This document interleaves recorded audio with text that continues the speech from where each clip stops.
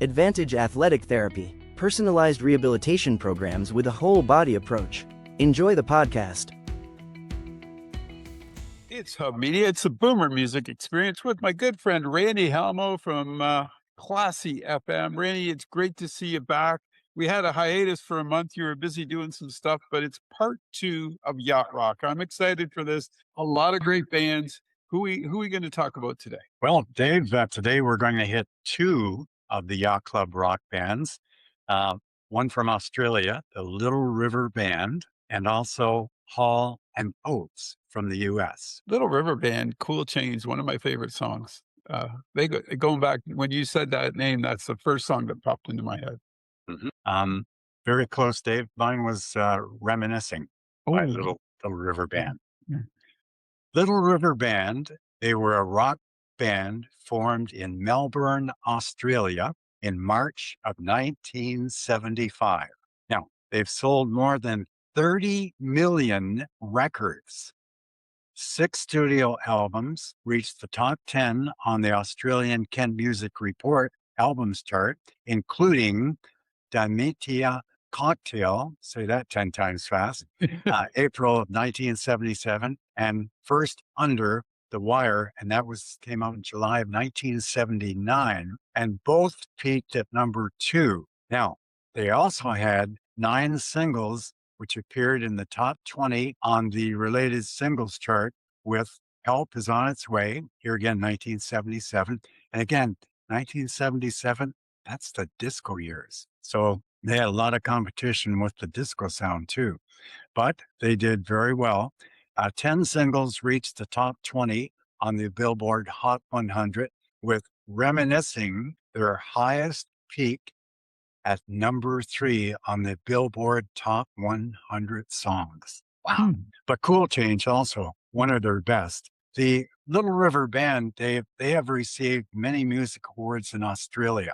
They were inducted into the Australia Recording Industry Association, the ARIA, Hall of Fame. This was at the 18th Annual Music Awards, the year 2004. Good for them. Yeah. Most of the group's 70s and 80s material was written by Goebel and Shore Rock.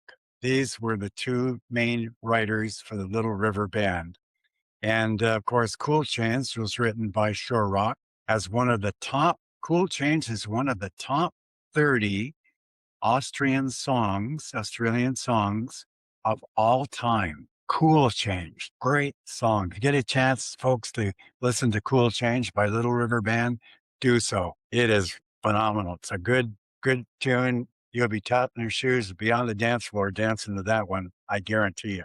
Yeah, good Australian band, Cool Change, the Little River Band. Now, let's take a look at briefly some of their history. Let's start 1970 to 1974, pre-Little River Band. Little River Band formed in March of 1975, as we mentioned earlier, in Melbourne, Australia. They were a harmony rock group with Beeb Biddles on guitar and vocals, Graham Davidge on lead guitar, Graham Goebel on guitar and vocals, Dave Orams on bass guitar, Derek Vasili on drums, and of course, Glenn Shorrock on lead vocals. Now, upon information, they were an Australian supergroup, and they really represented at that point in time, and even today, Dave, Yeah. the best in Australian rock bands. And yes, absolutely, they're definitely classified under a yacht club rock band. Yacht Rock. Yep. Yep. Yep. Yacht Rock Band. Their sound too is the harmonies were always so impressive. I always, Mhm. enjoyed hearing their music and especially their harmonies because I thought that's what carried them. Oh, absolutely. The Little River Band had recorded their first track, which was a cover version of the Everly Brothers, Don and Phil, When Will I Be Loved? And that was in February of 1975. So, wow, like how good is that? I didn't know that. Huh? And that was that song that they recorded was just as successful in Australia as it was in the United States for Don and Phil Everly. Yeah, I didn't know that either. That's Interesting. excellent. In May of 1975, they signed with EMI Records. Now, at that time, EMI Records, they were huge. They were as big as Capitol Records were in the United States. Little River Band peaked at number 17 on the Kent Music Report albums chart, was certified gold. Okay. And this song was Cool Change. You got it. You got it. So along the way, 2 more singles followed, Emma, and It's a Long Way There. Let's see. Let's take a look now. The Little River Band, they were encouraged by their Australian success. They undertook their first international tour. They flew to the UK in September of 1976 to play a show in London's Hyde Park supporting the Queen. How good is that? There you go. They then opened the shows in the rest of Europe for the Hollies during September and October. Well, of course, the Hollies, they had a lot of great hits. Bertels advised fellow Australian bands to establish themselves in Australia first before trying the UK market. And yeah, I can see his point there. Get established first, then begin your touring, because Have a face. people will get to know you, and word of mouth, still the best form of advertising. Yeah. So the Little River Band, they performed their first U.S. concert at James Madison University. Then it was called the Madison College in Harrisburg, Virginia. As their opening act, they were the opening act, ready for this? For the Average White Band. Average White Band. There's an old name from a band. Yeah. And due to the U.S. appearances and the support from FM radio stations, ASM radio stations, It's a Long Way There, great song, reached number 28 on the Billboard Top 100. Now, Little River Band's second album, After Hours, I can't believe this, it had been passed over by Capitol Records. Oh, wow. That blows my mind. Anyway, in Australia, Diamantia Cocktail became their highest charted album, peaking at number 2 on the Billboard Top 100 albums of all time. Top That's crazy. 100 Yeah. albums. During 1977, the Little River Band, they consistently toured mostly in the U.S., headlining in similar venues and appearing, in stadiums on multi-billed shows supporting the Doobie Brothers, Supertramp, and America. 3 exceptional bands Yeah. of the 1970s. The Doobie Brothers, Supertramp, and America. Wow. In November, they supported Fleetwood Mac and Santana Oh, my at goodness. the Rock Arena concerts in Sydney and Melbourne, Australia. How good is that? Good for them. And early in 1978, Little River Band performed a free concert on the steps of the Sydney Opera House, drawing over 80,000 people and topping the previous record of 50,000 people set by Fleetwood Mac, the Little River Band, on their previous Australian tour. Can you imagine that? 80,000 people. Wow. And beating out Fleetwood Mac in attendance. Shows the power, how strong they were as a band, doesn't it? It shows how much people enjoyed their music and how they recognized them as that top band in Australia at that time. I do appreciate that that they, like you said, that they started their base at home and then they expanded out. And when you're opening for Fleetwood Mac, Supertramp, Doobies, Oh, come on, you're going to that's grow right. your audience in the U.S. pretty quick. Absolutely. Just a sidelight here, Dave, I've got, there's a song out that I played at a lot of the yacht clubs over the years. It's by Craig Morgan and it's called Redneck Yacht Club. And it's a real mover on the dance floor. It's a mover and a shaker. I'll have to Craig give them a Morgan. listen. If you ever get a chance to listen to that Redneck. one, Redneck Yacht Club by Craig Morgan. Good. Wow. It's well worth the listen. And you'll be able to see once you start listening into the first few bars of the song. Yeah, it rocks the dance floor anywhere. That's always Looking good. good. Little River Band's fifth studio album, First Under the Wire, was released in July of 1979, and it reached number 2 in the top 100 in Australia. So this is Little River Band. Like these guys, they're rocking in the time frame, in the moment in time during the 70s, basically mid 70s to late 80s. That was their prime time.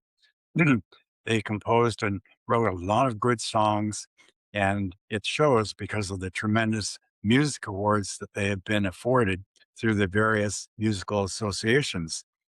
For example, at the ARIA Music Awards in 2004, Little River Band, they were inducted into the Australian Recording Industry Association Hall of Fame. And that in Australia, that's top honors. It doesn't get any better than that. The presentation acknowledged the band's 3-decade career and 13 official members and was accepted by 1976 to 78 lineup of Brittles, Briggs, Goebel, Purcelli, McArdle, and Shorrock. They were referred to as the classic lineup of the Little River Band.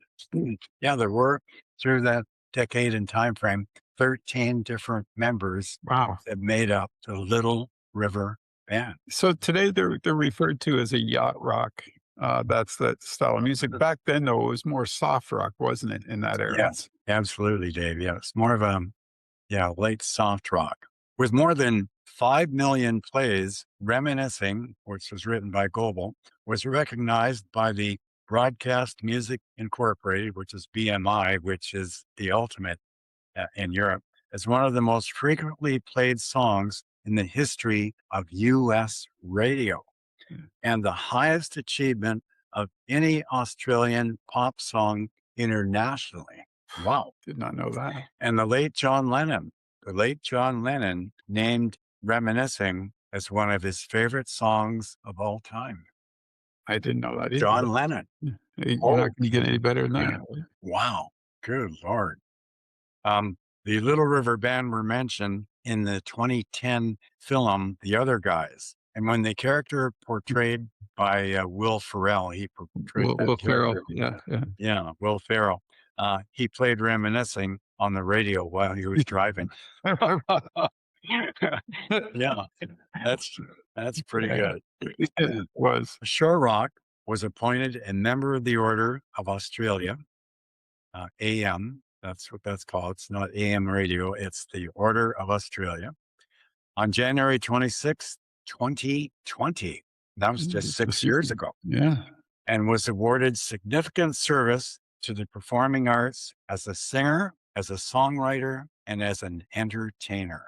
Good for you, Shorrock. In September, Goebel was acknowledged for achieving 12 million plays of his songs on U.S. commercial radio by BMI after receiving his 5th such Millionaire Award with the latest for the Night Owls. Oh, Wow, that's incredible. The numbers, they really resonate. In their next single, We Two, from their 7th album, The Net, reached number 22 in the U.S. 1983, You're Driving Me Out of My Mind became the group's last single to reach the U.S. top 40. Oh, excuse me. So here we have a tremendous amount of success for the Little River Band. Here again, starting up in March 1975, going right through until the end of 1989.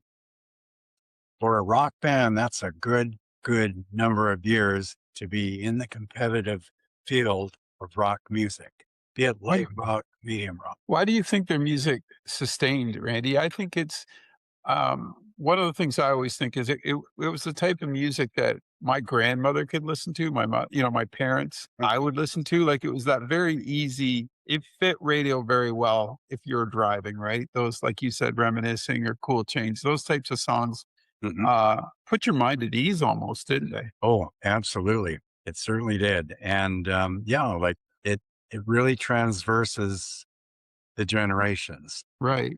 And it's just really a good band. In 1989, the group recorded Listen to Your Heart. That was written by Tom Kelly and Billy Steinberg for the film soundtrack Karate Kid Part 3. That was a good movie, Karate Kid Part 3. Wow. The 11th studio album, Get Lucky, was released in April of 1990. It was their last charting album in Australia, and it made the top 60.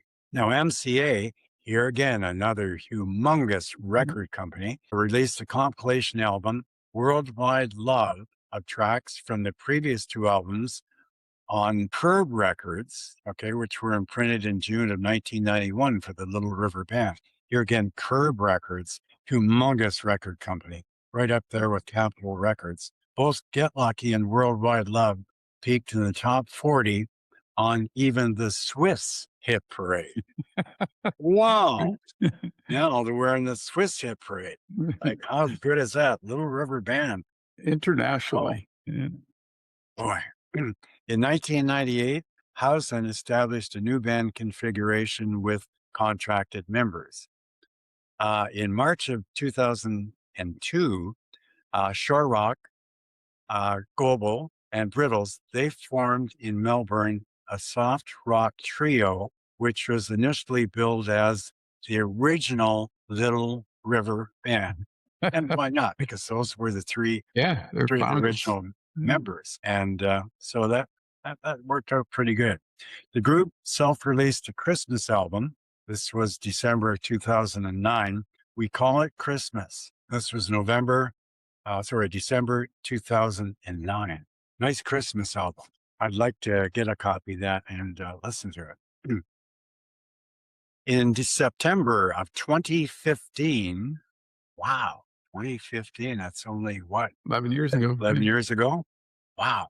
Little River Band received the Casino Musician Entertainer of the Year at the annual G2E Awards ceremony at the Hard Rock Hotel in Las Vegas. Oh, Dave, they're even into Las Vegas now. Wow. It's amazing, eh? Where like when you start thinking about their early 70s and how far they came, and, and there they are in 2015, still performing and doing what they do best. The accolades are there for them. They've made it. They did it. That's for sure. Wow, that's pretty good. As Elvis sings "Viva Las Vegas." Wow. Dear.